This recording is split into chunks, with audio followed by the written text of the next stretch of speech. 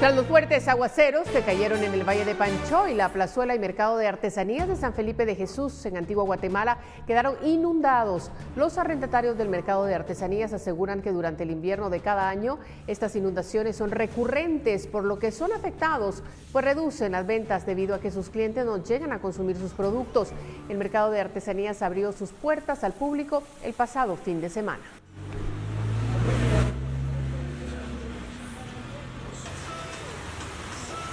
Buenas noches, gracias por sintonizar a esta hora. Estamos listos, hay mucha información, así es que vamos allá de inmediato. Solo por 4 días, nuestros productos se irán volando con nuestros precios de liquidación. Agencias Guay presenta.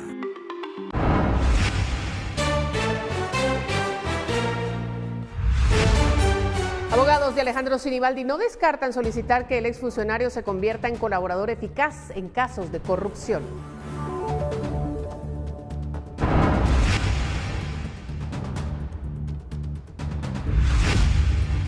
Guatemala busca adquirir 100,000 vacunas contra el coronavirus cuando salgan al mercado. El objetivo es convertirse en distribuidor para Centroamérica.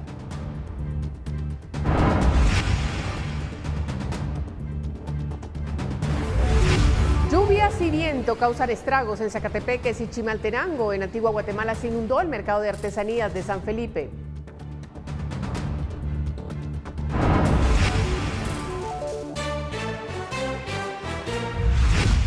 En medio de extremas medidas de prevención, el zoológico La Aurora abre sus puertas. Los grandes atractivos son crías que nacieron durante el confinamiento.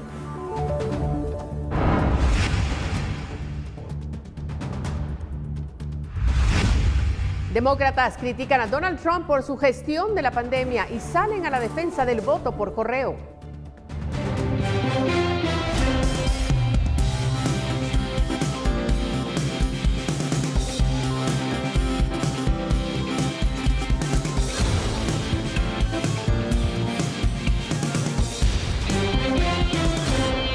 Solo por 4 días, nuestros productos se irán volando con nuestros precios de liquidación. Agencias Guay presentó.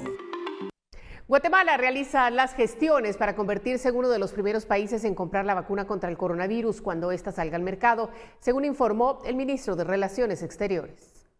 Un lote de 100,000 vacunas contra el coronavirus buscará adquirir inicialmente Guatemala cuando salgan al mercado y así convertirse en uno de los primeros países en tenerla. También quiere convertirse en el centro de logística para la distribución en Centroamérica. Para la adquisición, Guatemala hará uso del fondo rotativo que habilitó la Organización Panamericana de la Salud. Que ese fondo sea para la compra de las vacunas, para el acceso de los países como Guatemala, donde pues nosotros ya estamos en la lista de primeros países. Tuvimos contacto a través del embajador de Gran Bretaña e Irlanda del Norte aquí en Guatemala para manifestar nuestro interés sobre los avances que se vienen dando con la Universidad de Oxford y AstraZeneca. Brolo también afirmó que entre la asignación presupuestaria se busca tener un espacio reservado para la compra de la mayor cantidad de vacunas. Todo dependerá también de la capacidad de fabricación, el volumen que se pueda disponer, porque hay algunas iniciativas que van a permitir que podamos tener una distribución equitativa entre nuestros países. Mientras que Edwin Asturias, jefe de la Coprecovid, indicó que para apartar el lote se debe adelantar el 15% del monto, pero únicamente se brindará para un 20% de la población. Lo que se espera para que todo el mundo pueda tener acceso a la vacuna a nivel mundial es que por lo menos se asegure el número de vacunas para el 20% de la población. Para ese 20%, lo que el mecanismo ha pedido es que los países hagan un pago inicial de lo que podría ser el costo de la vacuna. Todavía no sabemos cuál es el costo de la vacuna final, pero nos han pedido un anticipo en ese proceso. Con imágenes de Noé Medina, reportó para Noticiero Guatevisión, Andrea Domínguez. Y con el pasar de los meses, la pandemia también ha avanzado en el interior del país, pero pese a que se contabilizan menos casos, según el gobierno, se ven más municipios en alerta roja. Los casos de COVID-19 avanzan a los departamentos donde ahora está llegando la primera ola de la epidemia. Según Edwin Asturias, director de la Coprecovid, esto, a diferencia de la zona metropolitana y central, que alcanzó su pico entre junio y julio y donde se encuentra el 40% del total de la población. estamos teniendo esos picos de la primera onda de contagio en muchos de estos departamentos y por eso es que hay más municipios que se han tornado rojo, mientras el total de casos a nivel nacional está hacia la disminución, principalmente por el descenso de la región metropolitana y central. El departamento de Guatemala ya entró en el nivel naranja de positividad de pruebas y eso nos dice que va hacia la mejoría en las próximas semanas. El aumento de la alerta roja en los municipios es importante de trazar, pero no significa que las condiciones de la epidemia necesariamente están empeorando a nivel nacional. El Ministerio de Salud y la COPRECOVID ya han establecido un perfil para los rastreadores del coronavirus y señalan que esto será vital para el control de la pandemia.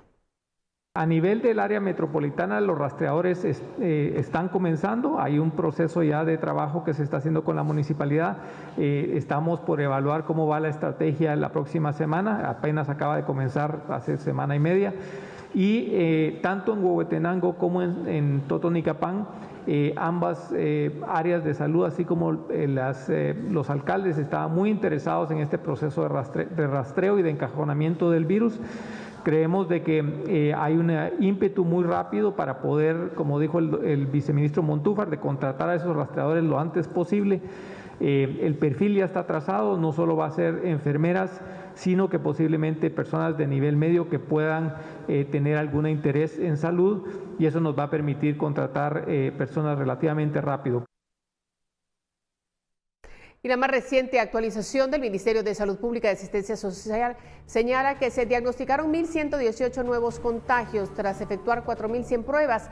Con ello, el país contabiliza 69.651 casos. Se reporta que 19 pacientes perdieron la vida.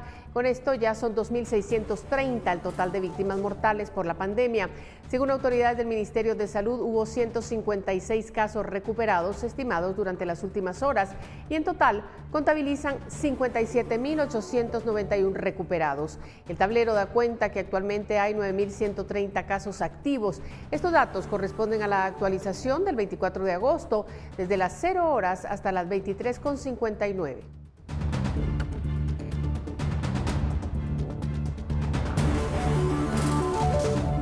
Ya lo ha visto, en la región central se ha detectado una disminución de los casos de coronavirus en el país, pero con el pasar de la semana la pandemia se moviliza a otros departamentos que ahora están en alerta por el alto nivel de contagios. La COPRECOVID detalló que realizarán diversos esfuerzos para contrarrestar el incremento de casos en el país, buscando principalmente incrementar las pruebas. El pico de la pandemia en este momento está en Izabal, según detalló el director de la COPRECOVID. Izabal, por el otro lado, es un departamento que va al contrario. Ellos han visto un aumento de los casos a partir de agosto. Ustedes pueden ver la tendencia, como les había mencionado hace una semana. Izabal se convierte en uno de los focos de la epidemia importante en este momento. Van hacia la alta en términos de número de casos, van hacia la alta en términos de porcentaje de positividad de pruebas y eso nos dice que están ellos en un momento importante de manejo. Izabal ahora tiene 2.380 casos de coronavirus, 77 fallecidos, pero pese a ser el departamento con el pico de la pandemia, en este lugar solamente se han realizado 5.958 pruebas. De estas, el 40.5% ha dado positivo. Otro departamento que también ha levantado las alertas es Totonicapán, que actualmente ha realizado 1.683 pruebas, de las cuales 622 han dado positivo y ya se contabilizan 31 fallecidos. Va también hacia el alza en términos de número de casos, va hacia el alza en términos de porcentaje de pruebas positivas, inclusive cerca del 50%, lo cual nos dice que el contagio en Totonicapán está intenso en este momento. Asturias destacó que en Huehuetenango, Quiché, Totonicapán y Alta Verapaz se tiene un número bajo de pruebas por ahora, pero que ya se trabaja para reforzar la capacidad. Con imágenes de Noé Medina, reportó para Noticiero Guatevisión Andrea Domínguez. Guatemala ha contabilizado la muerte de 222 de sus ciudadanos en el exterior por coronavirus, la gran mayoría en Estados Unidos. Los datos del Ministerio de Relaciones Exteriores consultados este martes indican que de los 222 fallecidos en total, 216 perdieron la vida por esta enfermedad en Estados Unidos, 5 en México y 1 más en Ecuador. De acuerdo con la Cancillería, la mayoría de decesos de connacionales en Estados Unidos tuvieron lugar en Nueva York con 63 casos, en Maryland 52 y Florida con 22. Además, se registran 275 casos activos de guatemaltecos en el exterior. De estos, 193 son en Estados Unidos.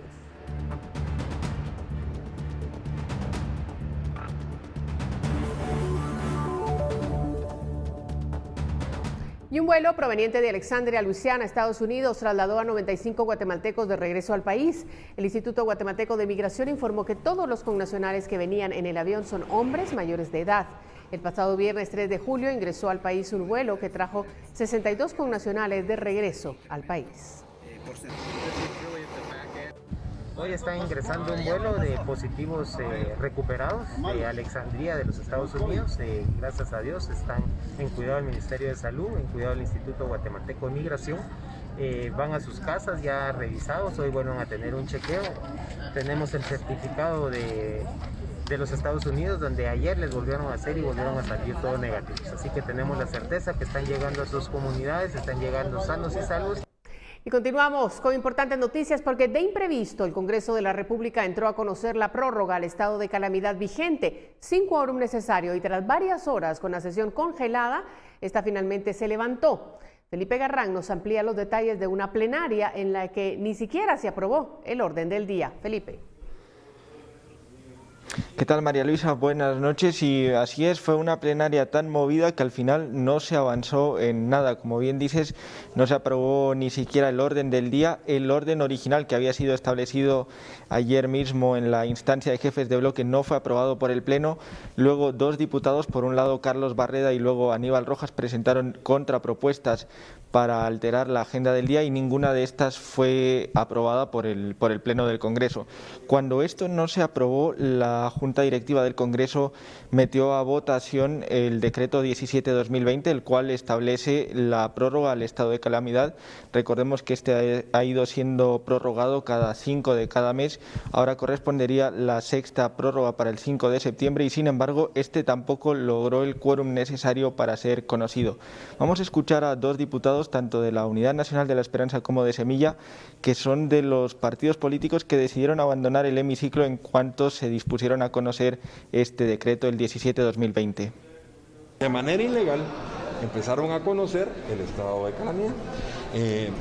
Vimos cómo esperaron por muchas horas cuando pudieron haber avanzado con quórum reducido, por ejemplo, con lectura de iniciativas que han ingresado a dirección legislativa y se hubieran enviado a comisiones para empezar el trabajo legislativo. Eso no les interesó. Esperamos que se tenga una mejor conducción política y que en lugar de estar buscando negocios, busquen acuerdos políticos con el resto de bancadas. Bueno, ¿y qué fue lo que pasó? Durante varias horas, por lo menos 2 horas y media, estuvieron debatiendo sobre cuál debía ser la agenda del día y, sin embargo, no se llegó a ningún consenso. En cuanto fue sacado a colación el decreto 17/2020, varios diputados decidieron retirarse para que no hubiera quórum. Hubo un momento de la tarde en el que algunos diputados parecían retornar y parecía que sí se iba a lograr el quórum necesario. Sin embargo, cuando vieron que la votación se mantenía, decidieron abandonar nuevamente el hemiciclo. Con falta de diputados suficientes, la presidenta interina del Congreso, Sofía Hernández, explicó que mañana están convocados nuevamente a una sesión plenaria para terminar luego el jueves en tercera lectura de conocer esta ampliación. Vamos a escuchar lo que dijo la diputada. Si viene del Ejecutivo y hay una sesión plenaria, se tiene que conocer. ¿Para cuándo vuelven a convocar? El día de mañana a las 2 de la tarde. Hay que recordar que en la sesión plenaria de hoy debían conocerse en primer lugar las reformas a la Ley de Contrataciones del Estado, impulsada sobre todo por la Asociación Nacional de Municipalidades, y luego en la última parte de la agenda estaba programado que se votara ahora sí por los nuevos magistrados a las Cortes Suprema de Justicia y Cortes de Apelaciones. Sin embargo, pues esto quedó siempre en el último punto de la agenda y ni siquiera fue abordado. Con imágenes de José Castro y Fernando Cabrera, yo vuelvo contigo al set principal, María Luisa. Gracias, Felipe, por ese reporte. Vamos a estar pendientes a ver qué sucede el día de mañana. Y en este momento nosotros vamos a hacer un corte comercial y ya regresamos porque hay más.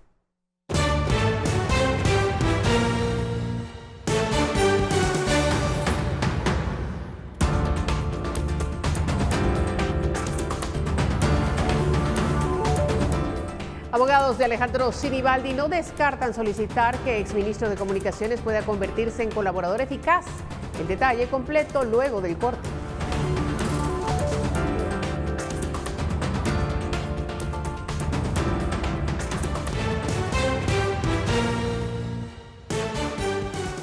Electrooral, el suero oral para todos, presenta.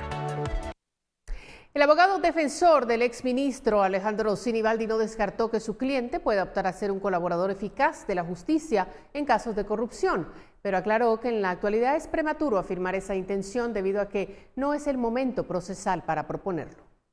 Los abogados defensores del exministro de Comunicaciones Alejandro Sinibaldi no descartan que su cliente opte a ser un colaborador eficaz, pero aclaran que no es el momento procesal para discutirlo.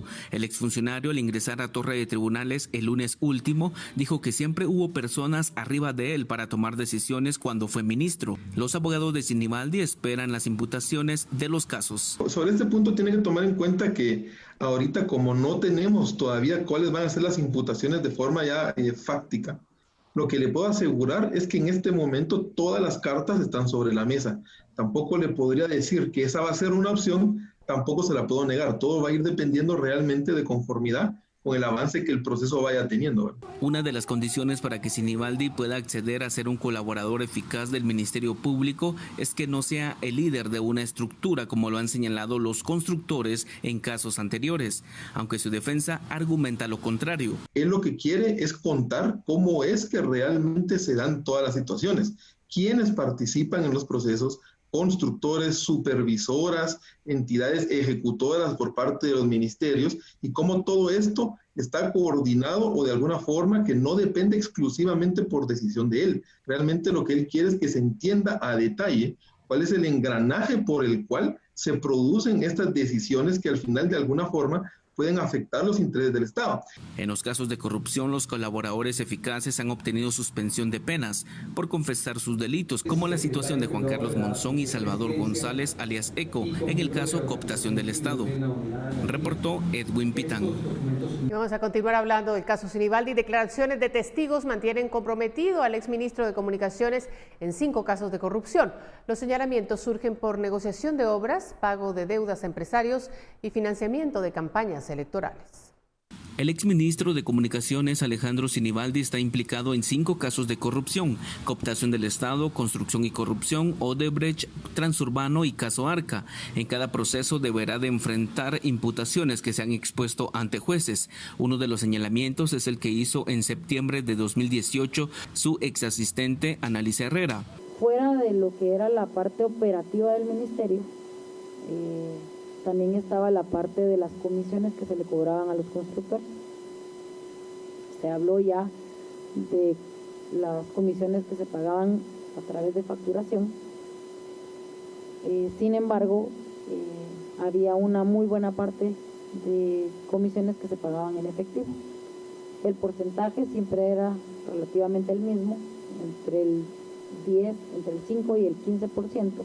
En el caso Odebrecht, el 25 de enero de 2018, el Ministerio Público señaló a Sinibaldi. La investigación realizada por Ministerio Público y CICIG determinó que el ministro de Comunicaciones, Alejandro Sinibaldi, en aquel momento, gestionó y concertó con los directivos de Odebrecht el pago de sobornos. Vemos entonces en esta fase 1 de la investigación cómo el exministro logró negociar el pago de sobornos. Además, Sinibaldi empezó a comparecer en el caso cooptación del Estado y quedan pendientes 4 casos más. También debe de enfrentar el proceso de extinción de dominio de sus bienes, reportó Edwin Pitán. Y entre el 2017 y el 2019, empresarios de la construcción comparecieron en el caso Construcción y Corrupción y señalaron al exministro de Comunicaciones de ser quien dirigió el cobro de comisiones a cambio de pagar deuda de arrastre. Pero hay nuevos señalamientos. Los primeros señalamientos del exministro de Comunicaciones Alejandro Sinibaldi son en contra de empresarios condenados en el caso Construcción y Corrupción. Un proceso que revela cómo se agilizaron pagos por contratos a empresas constructoras a cambio de comisiones. Entre 2017 y 2020 los empresarios han declarado ante jueces que el exfuncionario dirigió el cobro de las comisiones. Los constructores que me llamaron extorsionista Yo nunca extorsioné a nadie. Los creadores del sistema de corrupción en el Ministerio de Comunicaciones son los constructores. Son 13 los empresarios de la construcción que han señalado a Sinibaldi. En agosto de 2017, el empresario de Cosiza, Rafael Díaz, declaró que se le exigió el 15% a cambio de pagos, como una medida de presión. Álvaro Mayorga Girón, exgerente de la constructora nacional Sociedad Anónima, ese mismo año confesó que el monto que entregó a Sinibaldi fue de 36 millones de quetzales, con el fin de acceder al pago de deudas de arrastre con el gobierno del Partido Patriota. El ejecutivo Juan Ignacio Florido dijo: cuando a mí Alejandro Sinibaldi me ofreció esto, fue el Alejandro Sinibaldi empresario, y que tenía una institución con miles de empleados. Fue como un negocio en el que podíamos ser empresarios los dos. En el gobierno del Partido Patriota con Otto Pérez Molina, el ministro de Comunicaciones fue Sinibaldi. Incluso hubo programas gubernamentales en 2014 en los que se resaltaba el trabajo en esa cartera. Dieron dinero a empresas que nunca construyeron nada, que nunca empezaron o que hicieron malos trabajos. Así que esto es algo que no solo se arregló ese tema, lamentablemente hay una deuda todavía ahí con algunas empresas que tienen el contrato y ustedes hicieron una depuración.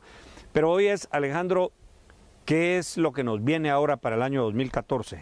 Mire, presidente, el 2014 es un año importantísimo. Tenemos planificados 20 proyectos nuevos que se van a licitar y tenemos en ejecución más de 35 proyectos. Los señalamientos de Sinibaldi son ajenos al caso cooptación del Estado, el caso que empezó a comparecer en el juzgado de mayor riesgo B. Reportó Edwin Pitán.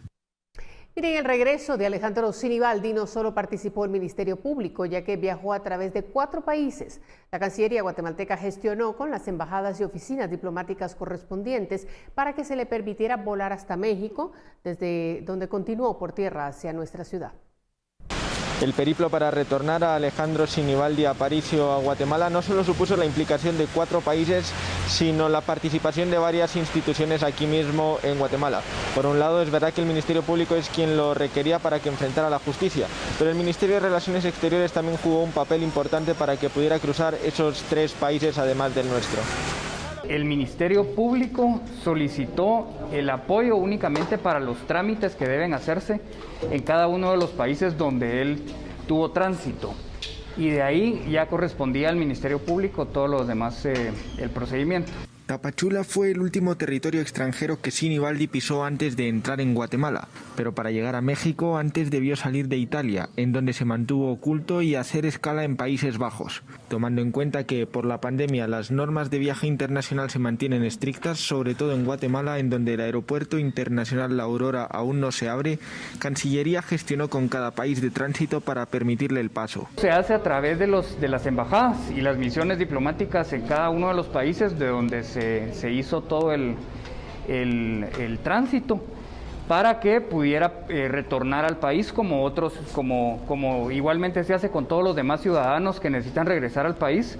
El acceso por el sur de México es desde abril una ruta común para los guatemaltecos que quedaron varados en el extranjero. Igualmente se hace con todos los demás ciudadanos que necesitan regresar al país. Las embajadas o misiones guatemaltecas en el mundo apoyan toda la tramitología y hacen además la comunicación y los procedimientos correspondientes con los gobiernos de cada uno de los países. Con imágenes de José Castro, reportó para Noticiero Guatevisión, Felipe Garrán. Electrooral, el suero oral para todos, presentó. Hacemos una nueva pausa, pero regresamos.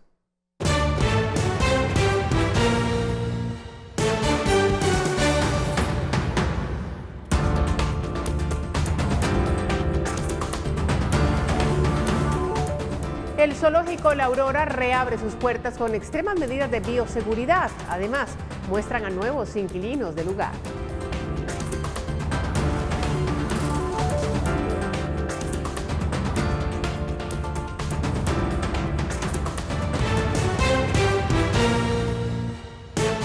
Gracias por continuar con nosotros y ayudarme a dar la bienvenida a Pamela Valdés, que tiene el pronóstico del clima.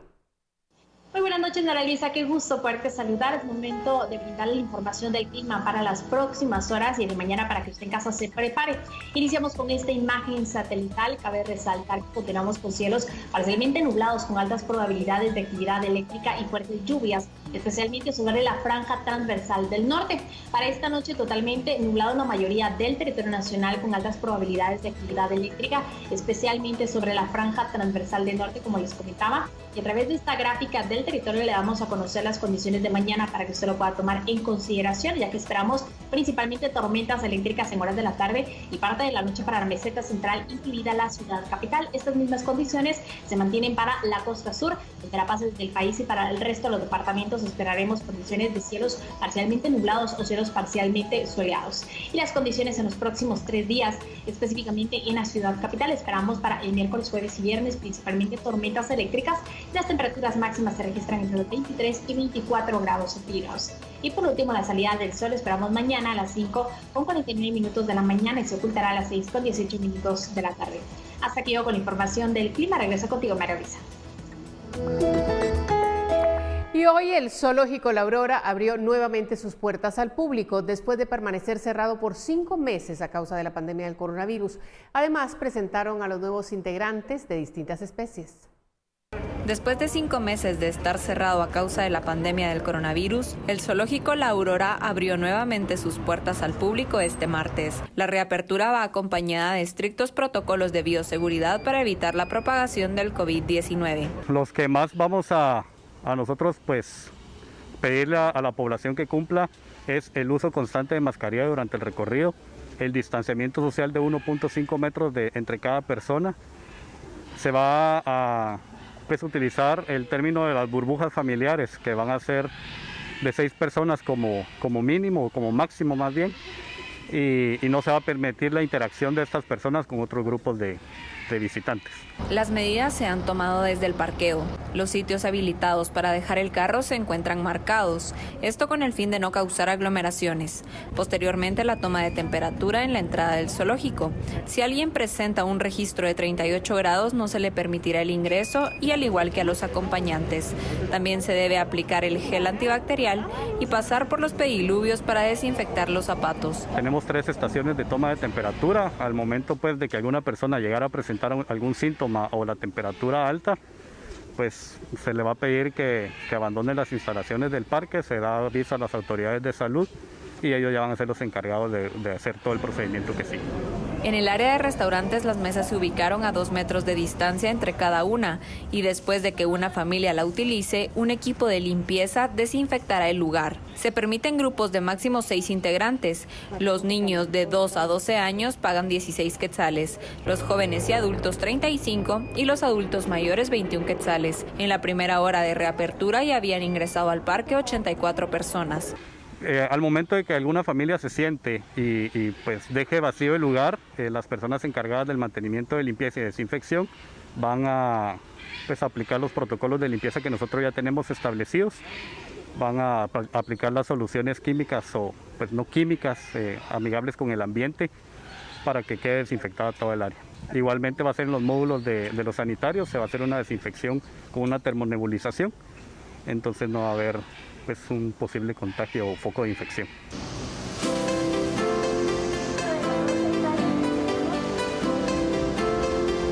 Pero el zoológico tiene más sorpresas para sus visitantes.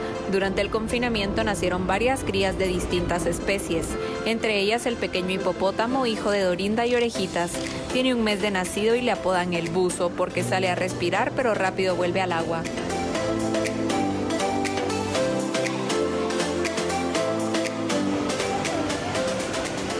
Tuvimos una reproducción también de una cebra, un macho, que nació a finales de marzo. Y dentro, digamos, de toda la fauna del Zoológico La Aurora tuvimos cerditos miniatura, más de 12 avestruces, emús, pisotes, los lindos y pues son hermosísimos los monos capuchinos, monos araña. También tuvimos nacimientos de perros africanos, ¿verdad? Que es una especie que la gente no conoce, pero realmente se enamora cuando ya conoce un poco más de la especie, que realmente es increíble. Con la reapertura y siguiendo todos los protocolos establecidos por el Ministerio de Salud, el zoológico espera ser un lugar en donde niños, jóvenes y adultos puedan distraerse durante la pandemia. Con imágenes de Byron García, reportó para Noticiero Guatevisión, María Olga Menaldo. Vamos a cambiar el tema porque los pilotos de buses de rutas cortas se están preparando para realizar este miércoles una mesa de diálogo con la Municipalidad de Guatemala, la directiva de la Asociación de Propietarios de Autobuses Urbanos de Guatemala y la Asociación de Estudiantes Universitarios, entre otros, para tratar distintos temas y favorecer tanto al usuario como al transportista. Hemos pasado 6 meses definitivamente sin un aporte del gobierno. Hasta el momento nos hemos visto obligados a hacer préstamos para ir preparando las unidades. Al 100 casi ya estamos, pero sí necesitamos que el gobierno nos responda porque tenemos 6 meses sin tener un solo centavo de aporte del gobierno, y los aportes que el gobierno ha dado tanto para el fondo de familia, nosotros como transporte no hemos recibido absolutamente nada. Ya estamos preparados con la reunión para el día de mañana. Bueno, vamos a otras cosas. La Universidad de Oxford y la farmacéutica AstraZeneca podrían presentar a los reguladores su vacuna experimental contra el COVID-19 este año. Eso sí, pueden recoger los datos suficientes. Así lo afirmó el grupo científico de Oxford. Los investigadores tienen que demostrar que la vacuna funciona y es segura. Y solo después la vacuna pasará a los reguladores, que la examinan con sumo cuidado para asegurarse de que todo se haya hecho correctamente. Al mismo tiempo, un científico comentó los rumores de que Donald Trump estaría considerando acelerar la aprobación de la vacuna en Estados Unidos mediante el mecanismo de la autorización del uso de emergencia.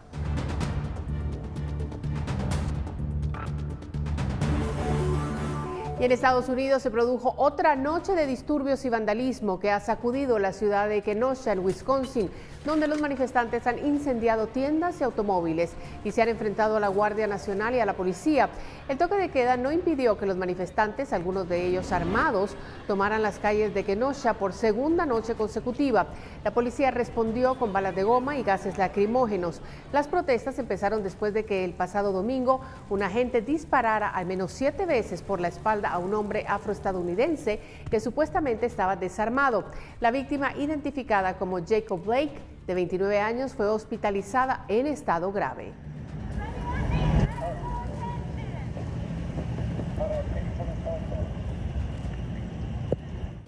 Y siempre en Estados Unidos, pero en otro tema, el jefe de la diplomacia estadounidense, Mike Pompeo, dijo que Washington está profundamente preocupado por el aparente envenenamiento del opositor ruso Alexei Navalny y exigió a Moscú una profunda investigación del caso. Navalny presentó molestias de salud la semana pasada durante un vuelo desde Siberia y tras ser tratado durante 2 días en esa región rusa, fue trasladado a un hospital de Berlín. Médicos alemanes dijeron que los test clínicos indican un envenenamiento con una sustancia que afecta el sistema nervioso.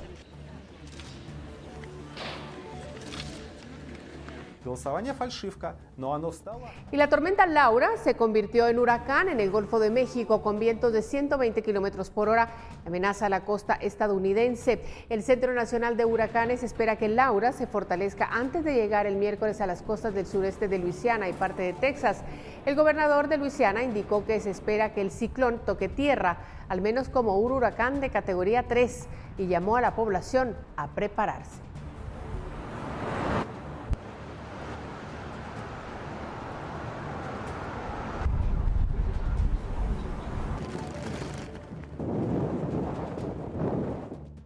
Y la oposición criticó la gestión de la pandemia que ha hecho la administración Trump.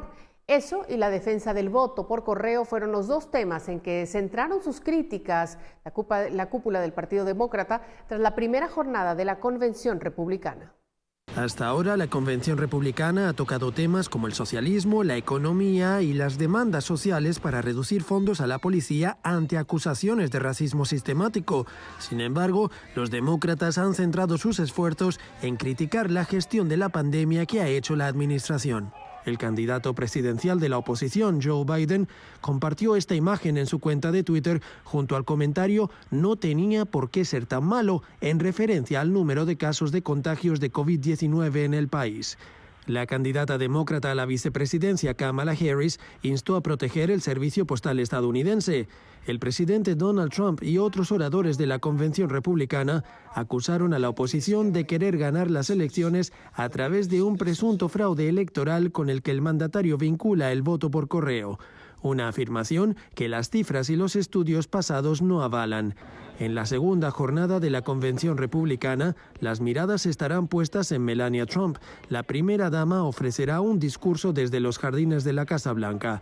En la convención de 2016 se le acusó de haber copiado fragmentos de uno de los discursos de su predecesora, Michelle Obama. Mike Pompeo, por su parte, se convertirá en el primer secretario de Estado en ofrecer un discurso en una convención partidista, por lo que ha enfrentado críticas. Dos de los hijos del presidente, Eric y Tiffany, también forman parte del elenco de oradores de la segunda jornada de la convención. Bricio Segovia, Voz de América, Washington.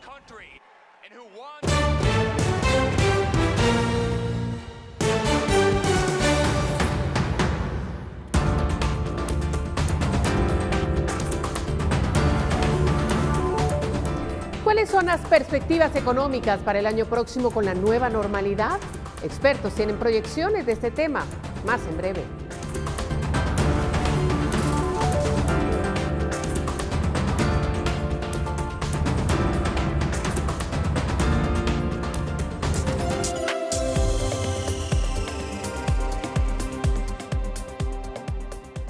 Continuamos en nuestro país porque el presidente del Banco de Guatemala presentó las perspectivas económicas 2020-2021.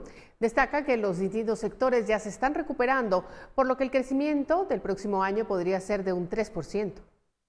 Hace un mes las perspectivas económicas eran más pesimistas. Según Sergio Reginos del Banco de Guatemala, el crecimiento económico seguirá siendo heterogéneo entre países y regiones. Si hablamos de la economía mundial, se tenía una caída de menos 4.9%. Actualmente se tiene una variable positiva de 0.6% y para el 2021 se prevé una recuperación de 5.4%, pudiendo confirmar que será en V. Entre los principales riesgos al alza es que hemos visto la reapertura gradual que han tenido las economías avanzadas principalmente y en las economías emergentes y en desarrollo, quizá con un poquito más de precaución, pero también han empezado a abrir, es el caso de Guatemala, y esto podría inducir un mayor crecimiento en el corto plazo. En las perspectivas para Guatemala, para el 2020 se registrará una caída en la economía de 1.5%. Sin embargo, para el 2021 se registra un crecimiento del 3%. En Guatemala, los sectores que han mostrado una mayor caída son alojamiento y restaurantes con menos 12.4%, el sector de transporte y almacenamiento con menos 7%, construcción menos 6% y el sector industrial con menos 3.7%. Según Recinos, la buena noticia es que para el 2021 hay recuperación para todas las actividades. En el caso del sector industrial, pues ya también tendríamos una recuperación con un crecimiento de 3% versus esta caída que veíamos de 3.7% este año. Recordarles que el sector de industria, el que ustedes representan, pesa el 14% del Producto Interno Bruto. Es decir, que es el segundo sector más importante luego de las actividades de comercio. Si se habla del Producto Interno Bruto, se tiene un promedio de 3.6% desde el 2002. Por lo tanto, uno de los desafíos que mencionó Recinos es elevar el Producto Interno Bruto potencial, y esto se puede hacer implementando la productividad, implementando reformas estructurales e incrementar la inversión. Para Noticiero Guatevisión, Paula Osaeta. Y Fundesa realizó un conversatorio con el embajador saliente de Israel ante las Naciones Unidas, Dani Danon. La idea fue compartir ideas para fortalecer los puentes entre ambos países. El ejemplo de Israel es evidente. Israel es un país que ahora se le denomina Startup Nation, el país de los emprendimientos, por traducirlo de alguna manera. Creo que eso nos sería un ejemplo y un camino a seguir que podemos emular como Guatemala al tratar de pues promover el emprendimiento y promover la generación de empleo a través de esa innovación y de ese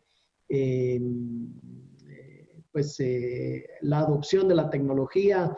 El embajador saliente de Israel ante las Naciones Unidas, Dani Danon, dio algunos consejos que Guatemala puede tomar en cuenta para estimular el emprendimiento. Por ejemplo, empezar a preparar a niños y jóvenes y enseñarles a fracasar. Un concepto que se llama chutzpah, y básicamente es, yo lo traduzco un poco a ser pilas, como decimos los guatemaltecos, y no tener tampoco vergüenza de compartir los pensamientos. Para acelerar una cultura de innovación, se habló sobre crear condiciones para atraer inversiones al país, no solo del sector industrial, sino de los laboratorios, investigación y tecnología.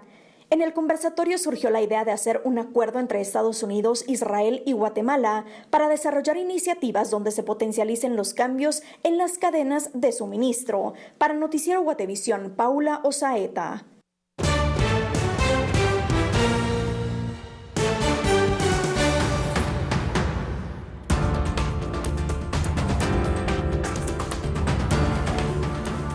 Lluvias y fuertes vientos dejan daños en diversos puntos del país.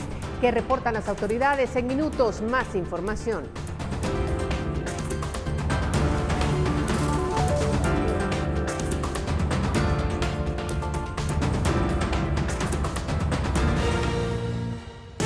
En más noticias del día, fuertes lluvias se presentaron hoy en distintas partes del territorio nacional, causando inundaciones en municipios de Chimaltenango y Zacatepeques.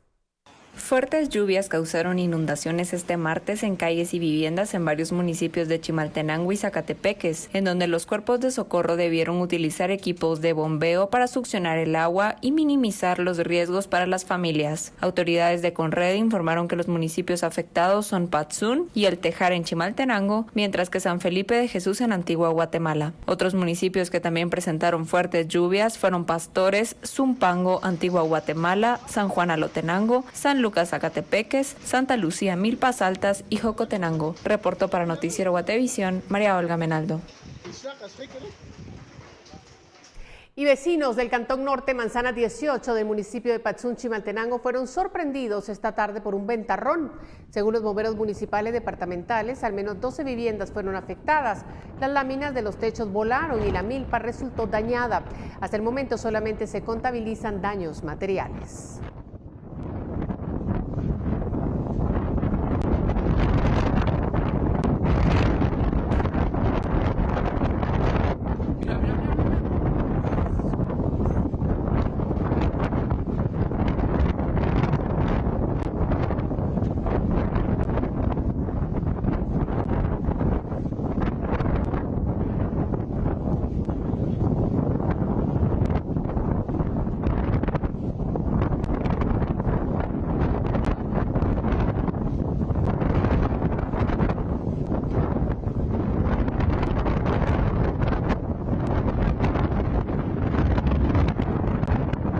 Algo inusual que sucede en estas áreas del municipio de Patzún, del departamento de Chimaltenango, un nuevo tornado que ha dejado cuantiosas cosas dañadas, especialmente algunas cocinas donde humildemente las personas cocinan. Cuando oímos nosotros pensamos que era lluvia lo que estaba sonando, y cuando salimos a ver que si era el remolino, que más que todo casi dio vuelta, pero nunca pensamos que iba a volver otra vez, que si cuando volvió con nosotros destruyó toda la cocina, los cuartos, un cuartito y una galerita, destruyó todo, pero jamás habíamos pensado que eso iba a llegar con nosotros.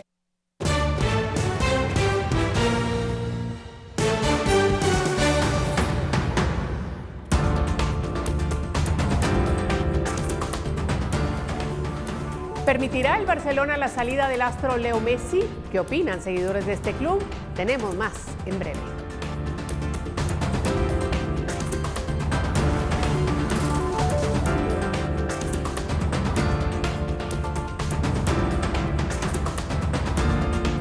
Y es momento de pasar al segmento de cultura con Pablo Juárez, quien nos presenta los detalles del nuevo sencillo del cantante guatemalteco Alejandro Sago.